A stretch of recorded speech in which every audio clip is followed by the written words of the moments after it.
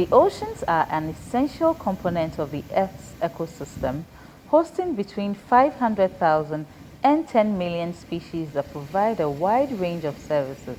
It is also a major contributor to global economies, especially in the tourism, transportation, and energy sectors. The ocean must therefore be preserved. However, certain practices from different sectors continue to threaten the ocean along with its resources. The energy industry, among other industries, serves as a major contributor to the destruction of the ocean, as the energy offshore engagements are expanding together with its technologies. It poses a greater threat to the ocean.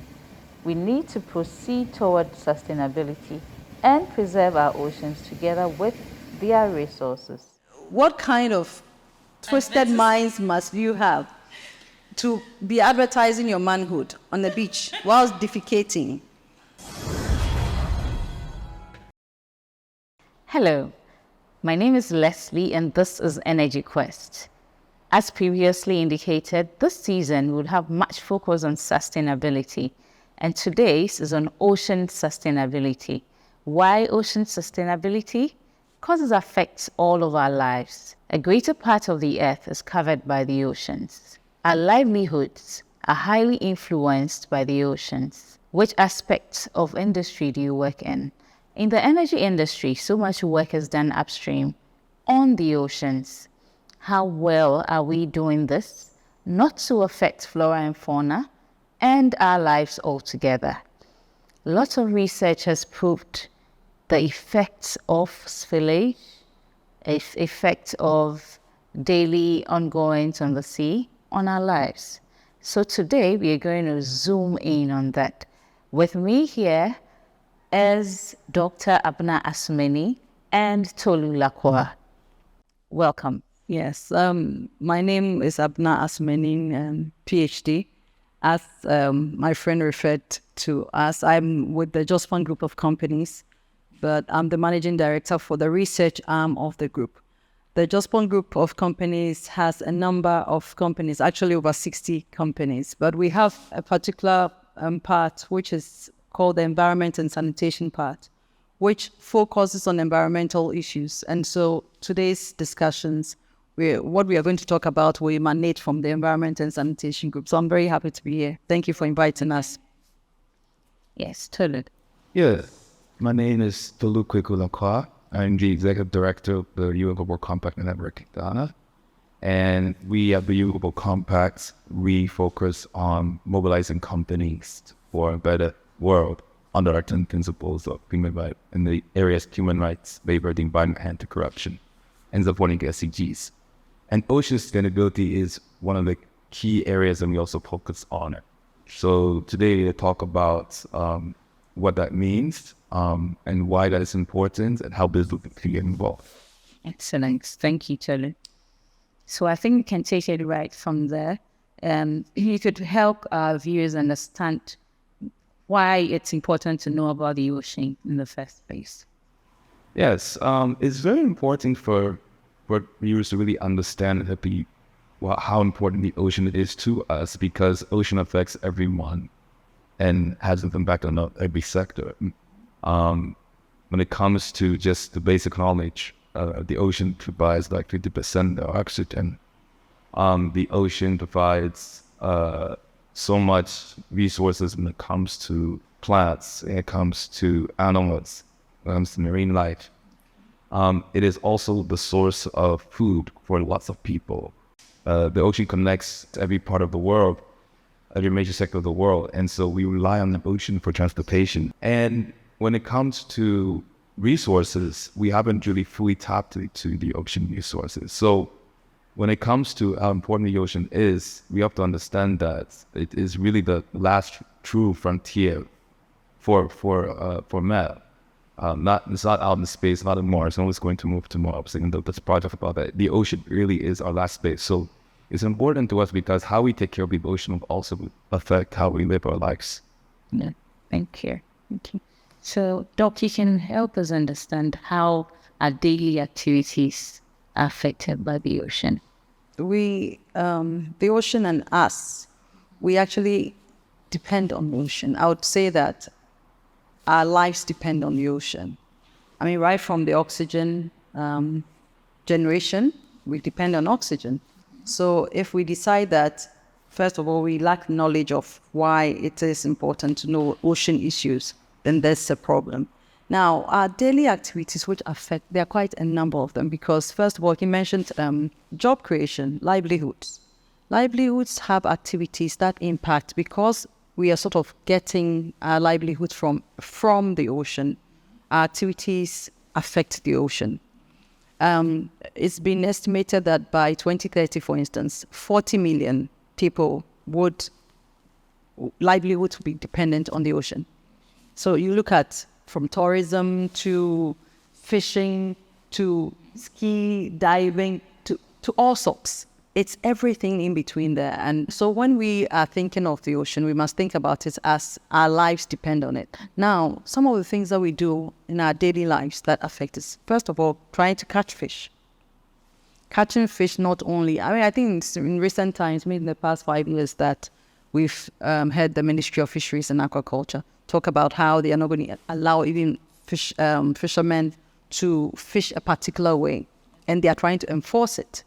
And this is important because you can't, for instance, go fishing, which your livelihood depends on, and then go and catch even the baby fishes, the fingerlings they call them, And that would mean that there's no future. Yeah. Because if you're harvesting I'll call them the adult fish, ready to be consumed, and then you're also harvesting the fish. Yeah. Now, activities on earth, on the ground, at the shores, also affect the ocean, because we are doing everything. We have entertainment on the beaches, we eat on the beaches, we do all other things on the beaches. But critically, we generate waste, which find themselves in the ocean. And so that is one. We also do a lot of things like mining. And that's a big industry. It's a huge industry. We cannot say that remnants or products from the mining sector can be ignored. Yeah. How will we drive our vehicles? It is a whole industry which depends on that. And it's a multi-million, billion even, industry. Now, that said, it means that we are doing things to benefit from the ocean, but we're also harming the ocean.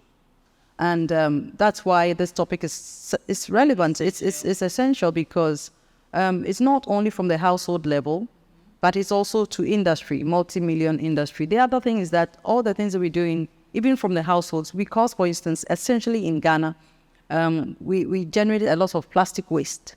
They end up in the sea. And that is causing a lot of havoc that we can't quantify now. But when we look at the harm that is causing, in another 30 years, maybe we'll just be eating plastics from the sea. No fish. Yeah. Yes. Okay. I think that's a very insightful one. So ideally, we have to protect, our oceans. I think even our own president at the UN Ocean Conference last year committed to it, that we are going to protect the ocean. So President Anado was very categorical about that. However, in protecting the ocean, just like you link to livelihood, in protecting the ocean, do we sacrifice the economy? We sacrifice the industries that drive the economy, because a very important one is the energy industry, where we have our focus. With the business of the energy industry, for example, whenever there's drilling ongoing in the waters, a lot happens, which affects the flora and fauna, which affects the lives of other people. There's just a whole lot. So what do we do then we need to protect the ocean, however, we need to live. So it's a fine balance. It's a balancing act that we have to have. That's as a people and as governments. And when I say governments, I'm not talking about, say, for instance, only Ghana. Governments of Africa, governments of Europe. So we are connected by the ocean. And so we must find the balance of social, economic, and environment. And these three are quite difficult to marry, because there's always the rift between the economic and the social, right? And now even a greater risk with environment and economic. Do we say we are not going to mine, we are not going to get oil from the sea? Is it possible? Look at what we've done to the land in terms of getting oil, in terms of getting other resources. So it's a fine balance, and there must be a conscious effort where there is a certain development paradigm or framework within which we are doing this. And it involves everybody. It involves our attitudes as individuals, because like I said earlier, when you have generated your waste from your household, and it ends up in all the way, and then when you have also generated your profits using the ocean floor, and then in the end, but we can't blame you, the industry, that's the economic part, because in trying to generate these resources from the ocean, you are creating jobs. These jobs are feeding households. So it's a very beautiful, it's a cycle that we must pay attention. But how and why it's critical is that there must be a passionate, and I use the word passionate quite passionately. There must be a passionate attempt or focus on the legislation, first of all, the conscientization of people, because, I mean, I'll take a typical Ghana or a beach community where people are so, I mean, yeah, I just drank sachet water. We are used to just dumping things everywhere. So I just drank it and I dropped the rubber, sachet rubber, water, whatever, elsewhere, forgetting that the rains are coming. Once the rains come, we have poor infrastructure. And so it will run all the way to the ocean. And I'm forgetting that a time is coming, I'm going to buy fish. And I'm thinking, why is it so expensive? Why are they all small these days? You know? But critically, when the ocean gets angry with us, I don't know if it's not for God, who can save us? Because we've had, and the stories are narrated from different continents, where the sea has encroached. Even now in the Volta region, we have the sea, that's why you have the sea defense system program, where they're investing so much in trying to prevent the sea from coming to land. And a few times, I think that there's something on social media about how a gentleman in the Volta region stood on the beach and pointed about 500 meters away where his home used to be. And this is in the Volta region. So now his home is in the middle of the ocean. And this is it's just taking just about 5 years. So let's do the math. In another, let's say by 2035. We don't change that. In fact, we will be fishes ourselves. Yeah. So we have to focus. Yes, we really have to focus. Yeah. Okay. So it's like a chicken and egg situation, but in a true sense, if we don't take care of the core, even though we need a livelihood from the sea, from, I mean, all parts of the ocean, if you don't consider the long term and you only think about how to make out of it today, then you lose out completely. I think that's just we're getting you now. So Tolu, what excites me is the kind of work that your network is doing, because I've seen, I mean, various platforms that you're doing big advocacy. I read of your Ocean Stewardship Coalition. Okay. Tell me about that project, how it's going to feed into supporting others.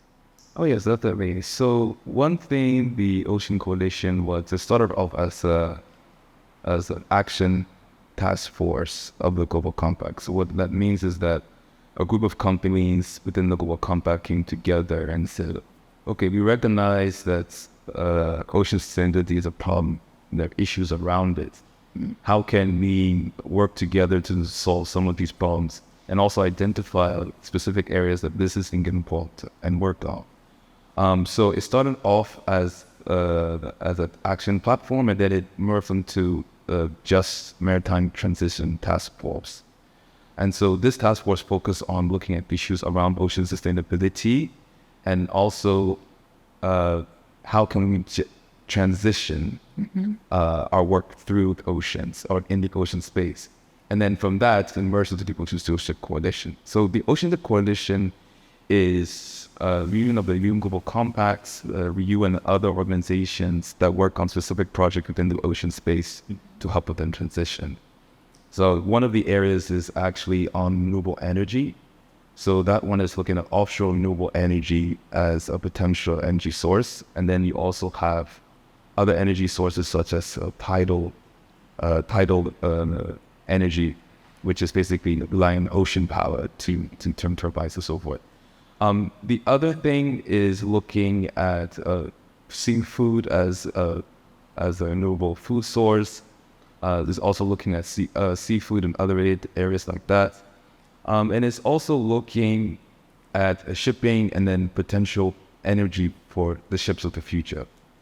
A lot of the work that has been done in this space has looked at a lot of mapping and data collection, because one of the critical areas when it comes to oceans is reliable data, and data that will also project what is likely to happen in the next 50 years and what we need to maintain that sustainability in the next couple of years. So the Stewardship Coalition is made up of different companies who want to learn how they can support, what role they play in this regard, and to see what other future opportunities also exist in the space as a result. So that's pretty much what we have. And then out of all this, we have the Sustainable Ocean Principles that was formed as a result. So the principles operate within the area of ocean health. Mm-hmm. So what can companies do to make sure they protect the ocean from pollution, from other adverse effects that business can contribute?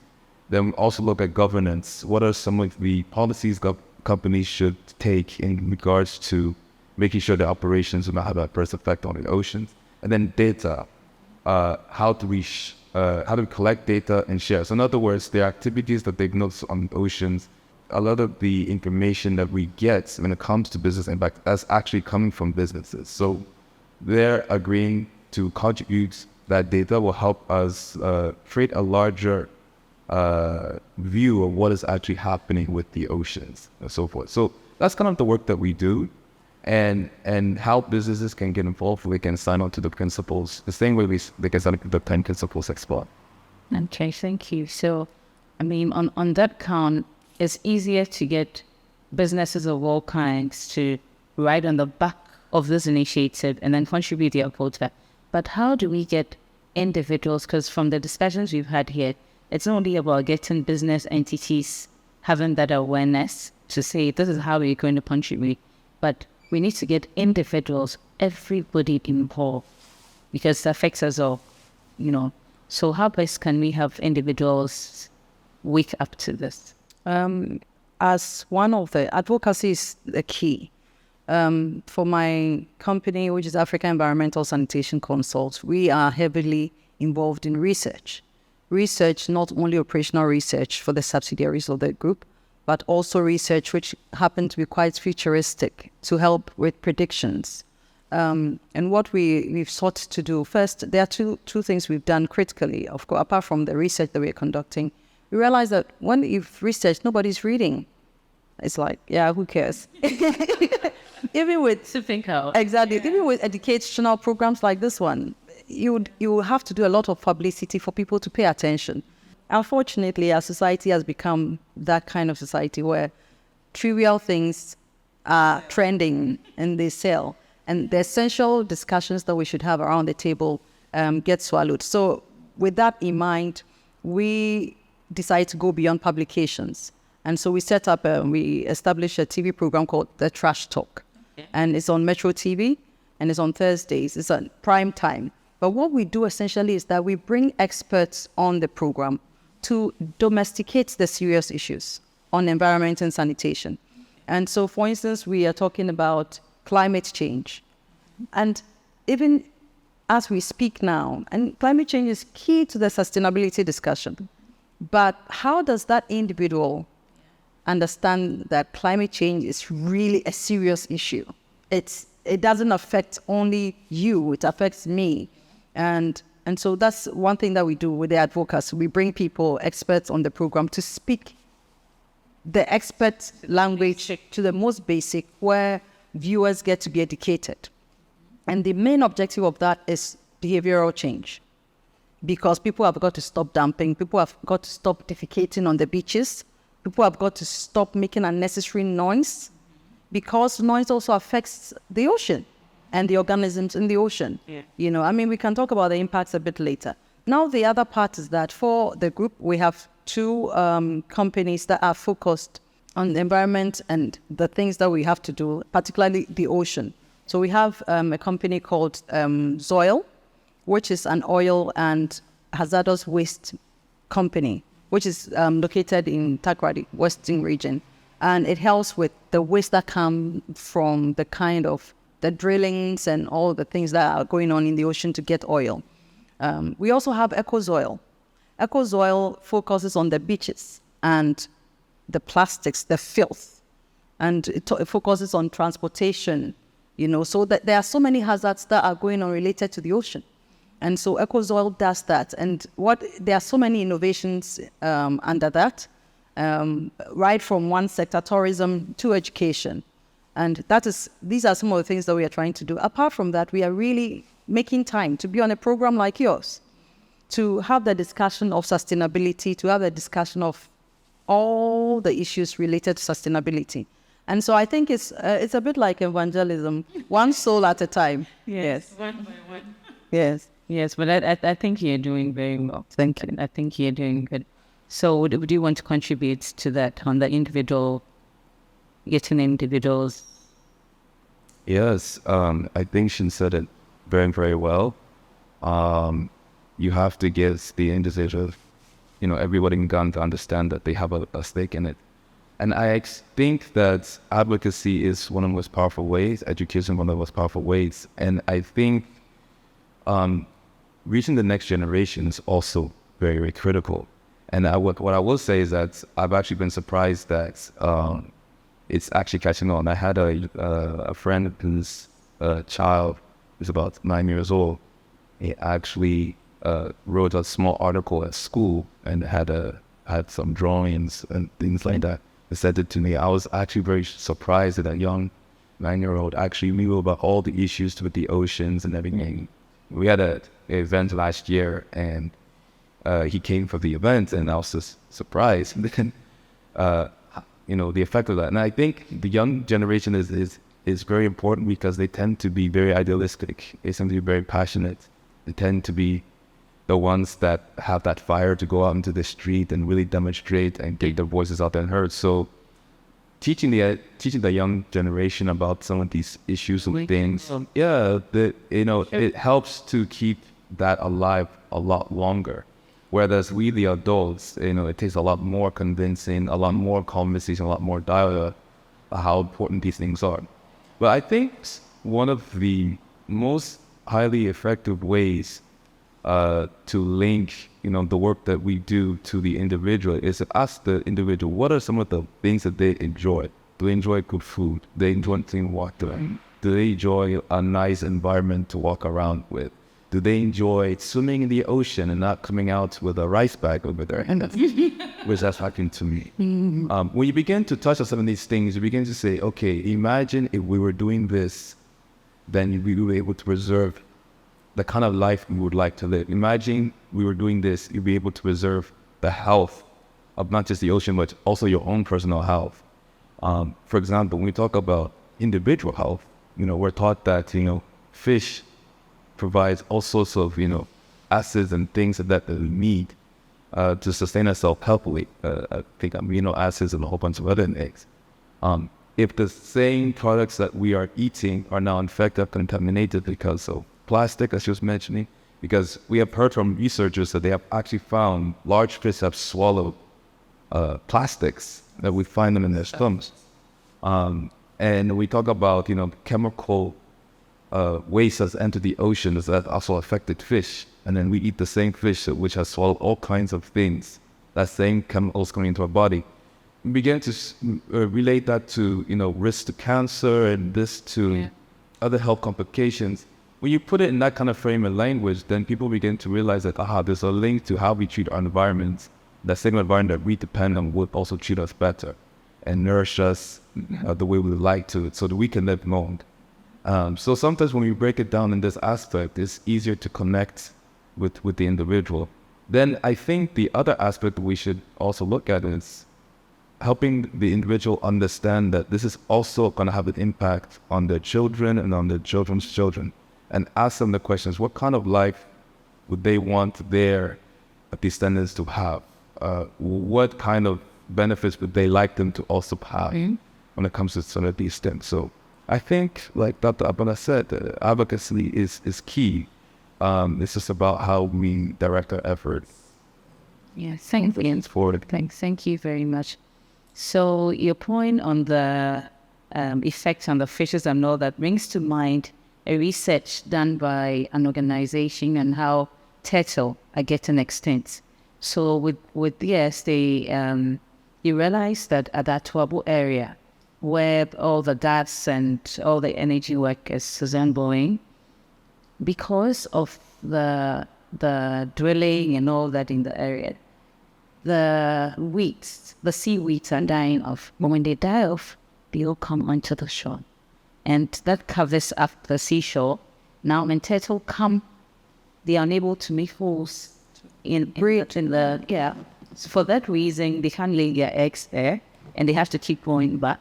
So there's no reproduction going on. That cycle is breaking up. So naturally, the turtle down there from the west, all of them are going extinct. And it won't be only on turtle. That's why I really love the idea of the work of Zoil and Ecozoil, because, I mean, cleaning up the beaches, it helps even the animals in there to survive. And then it helps us also as humans survive. But the question is, you can't always keep cleaning the beaches if our lifestyles are not changing, because whatever energy production and all that going on there, we'll count it as that's our livelihood. It must go on. But do we leave it to go on as it is, and then your business and others in the same line keep cleaning the beaches, So I think that ideally the advocacy line should just be the answer, but obviously it's not very simple. No, I mean, it's not just organizations like the Just One group of companies, EcoZoil and Zoil, and what we are doing, and of course, AfESC. But what we have to do is also to draw accountability lines. People shouldn't just feel like I can just dump. It's not every country that you can just be dumping stuff and just go. We must be held accountable. How are we going to be held accountable? If we didn't, for instance, have any policy on decency, I'm sure half of the people in the studio here might be naked. I mean, we are feeling like it's a trend. You understand? But there is a policy on indecent dressing. And by same token, there are policies, there must be stringent policies, and there are policies actually, which have been propounded, so many of them. We have the EPA Act, we have the Act 462, Act 460, Act 490, there are quite a number of them. Now, what I feel sometimes is lacking is enforcement. Yes, I mean, if you go to our beaches, why do we clean and then the next day you find people dumping? If we have the environmental courts now, which I think is a positive. Yes, a few people have been sentenced for a few things, and it's not only a financial thing, because if we are going to have to, for instance, get an EcoZoil to come and clean the beaches, they are going to get paid. Equipment have to be bought. Manpower has to be paid for. And so it means that you, the person who insists on defecating, and I have all beef about people who defecate on the beaches. I mean, before we came on the program, we were talking about it, and he gave me a very, oh, God help us. He gave me a very interesting reason why some people insist on defecating on the beaches. Insist because, what is it? I can't even explain it. See. Apparently, for some of the men who do this, is an opportunity to advertise their assets, the ladies watching in the bar. Yes, and also for the women to also show their assets. I mean, what kind of twisted minds must you have to be advertising your manhood on the beach whilst defecating? and so that kind of mindset. So That's completely. exactly, if we got people arresting all these asset demonstrators, if we got people to, like we had beach police, who were just continuously at dawn, just go and have a swoop. All the people who went defecating, they've been arrested, 100 of them in prison. The other ones, you pay 1,000 cedis, you get released. We'll get 100,000 a day. Yeah. You get it, and people will stop because people just don't understand the fact that yes, there's a framework, there's also freedom. You can't, of course, but when your freedom infringes on other people, because you might think that okay, you don't go to the beach often, you might get a guest from say Netherlands or whatever related to your business. You always do get those people, and so let's visit the beach. It's an opportunity for tourism and all of that, and you go and you are just stepping from one bump to the next and stuff. It is not only the judicial service issue, because at the end of the day, if we have people there who are going to have to arrest and prosecute and sentence, it has to go into the judiciary. So all sorts of things. So we must work together and speak the language. We must get on the same platforms. There's civil society. There are businesses like the Just One group of companies. There are businesses like yours. There are NGOs. There are a lot of NGOs in this space doing a lot of amazing work.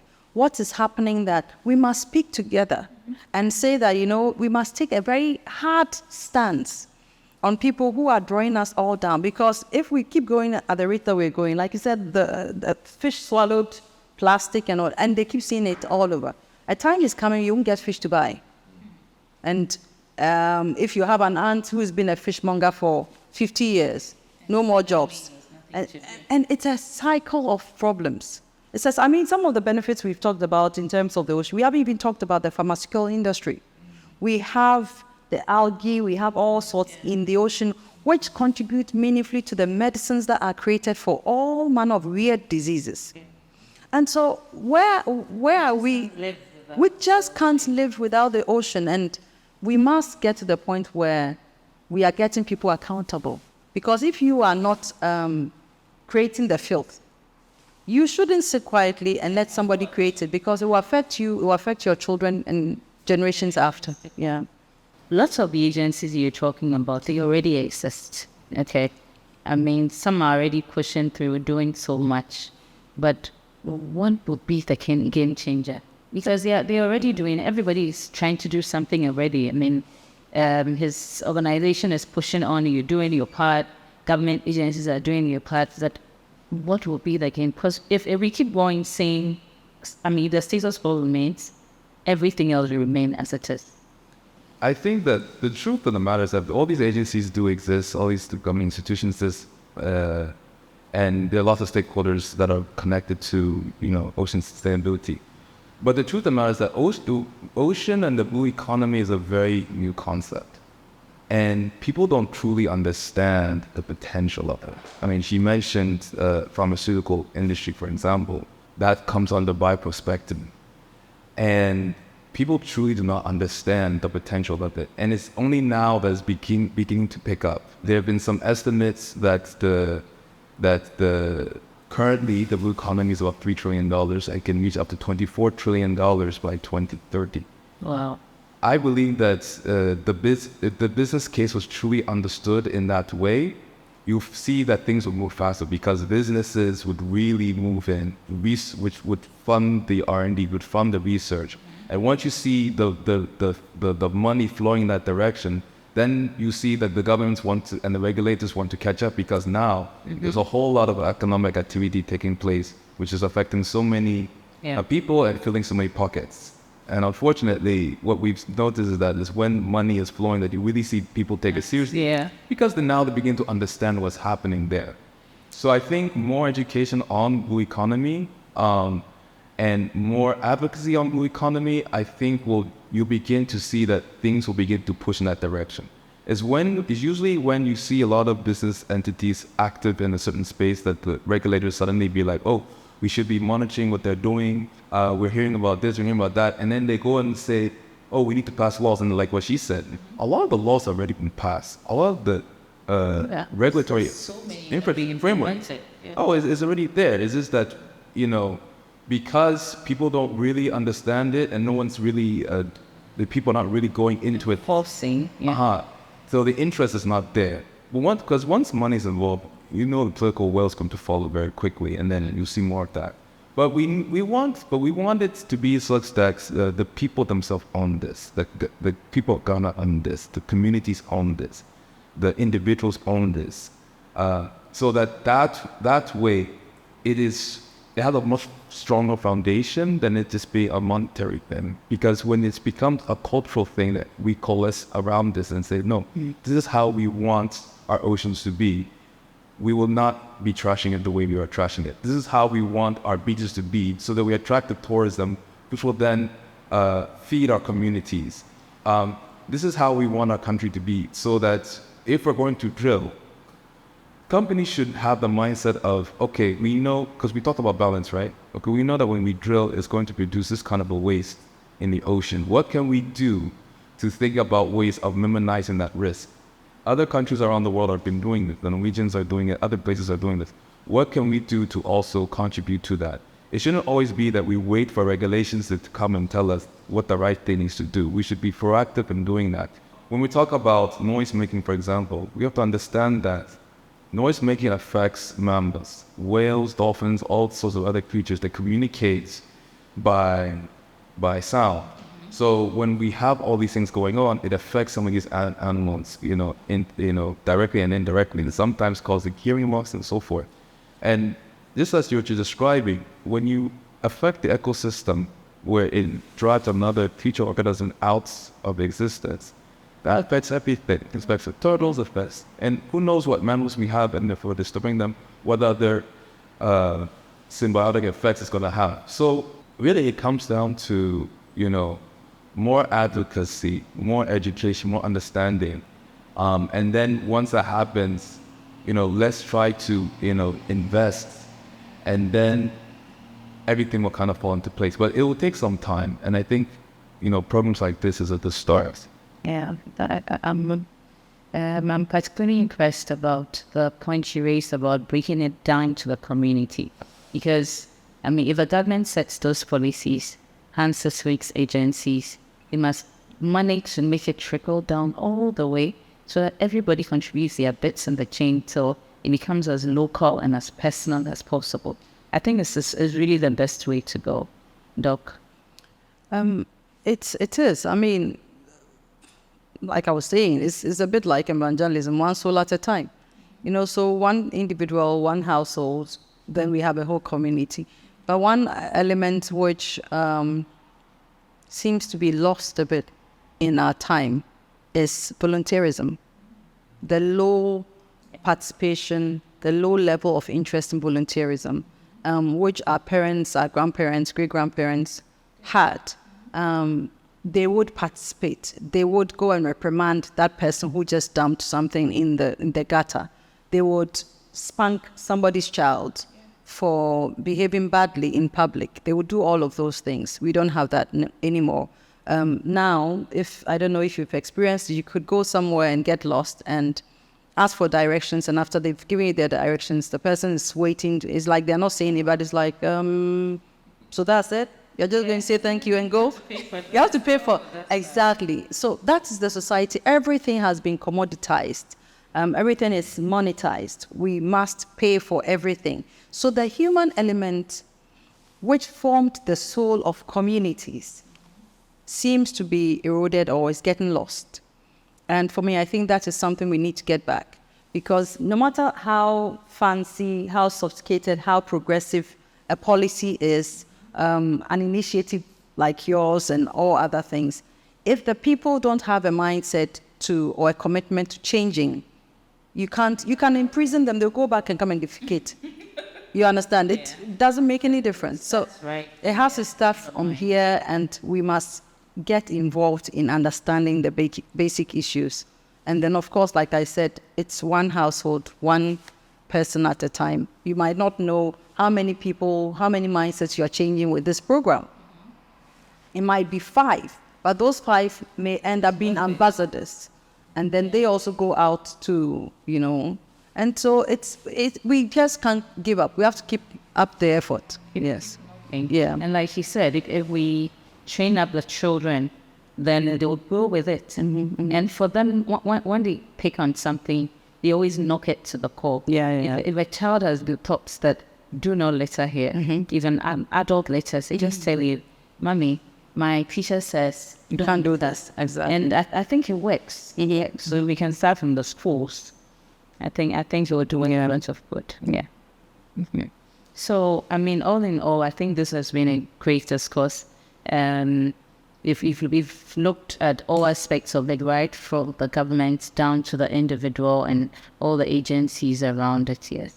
So I'll take your last words.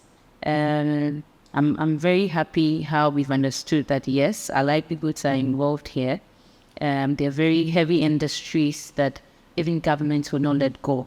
But imagine saying, let's shut down all the oil production and all that because of protection of our oceans. But from this discourse, we've understood that, look, it's important that we have the agencies going, the companies working, but there are always ways and means around it. Yes, so I'll take your last word. I would encourage anyone that wants to learn more about ocean sustainability, they can check out the UN Global Compact at unglobalcompact.org. And then for those who, this is the first time hearing anything about this, I hope that they're able to learn something. I hope that we've also inspired some interests in ocean work. And also I would say that for those who are in the energy sector, that there is still a space for them in the Global Compact, and that everything as we discussed here today is about balance. They can do their work, just do it in a responsible way so that we can all have the ocean and the country that we want. Thank you. Yes. I will start from the point of view that the ocean supports our lives. And once we get that understanding, everybody in terms of institutions, individuals, households, we all get to understand our place and our contribution to the sustainability discussion. I would want to talk a lot more about the initiatives under the Just One group of companies like the EcoZoil and the Zoil, and what they are doing in that space to clean up. It's amazing how some of these things, if not managed very well, can spill over to, the deaths of many people. And so I encourage all the people in the value chain, NGOs, governments, individuals, for us all to work together. And it's the only way to go, because nobody really is going to hold claim to any part of the ocean. If there's a tsunami, we are all just going. And I don't know where we're going to go if we are running from the ocean and it's coming this way. So we all have a duty to uphold the principles of sustainability. But critical to the discussion, I didn't emphasize too much earlier, is research, data, because it's the only predictive, reliable platform on which we can act. Policies are made from research. And so I want to talk about African environmental sanitation, what we do, and the fact that we also work in partnership with academia, the universities, because this cannot be only one institution's work. So we really still have to work together and get the discussion of sustainability, the ocean, the environment, climate change, and all the related issues to move forward. And of course, I would want to congratulate you on a program like this. You have to keep going. And sometimes don't look at the viewership, because like I said, it's one soul at a time, one household at a time. And then, so kudos. Thank you. Thank you so much. So viewers, I think this has been amazing. I mean, this has been, it encompasses so much. My biggest takeaway here is about balance and togetherness. So it's about doing everything together. This is not a business of governments. This is not about companies that are involved there. This is not responsibility of just community or an individual. Let's do it together. Then we can have that true value. Because when we are doing this together and we still keep up the aspect of, if you keep up the point and balance, then I think you'll get there, because you still keep your livelihood, but then now you do it, but do it with a mind of sustaining the environment, sustaining our oceans. Thank you very much. To get more of this, you have to subscribe to the Energy Quest TV channel. So go right down there and click on the subscribe button. Thank you.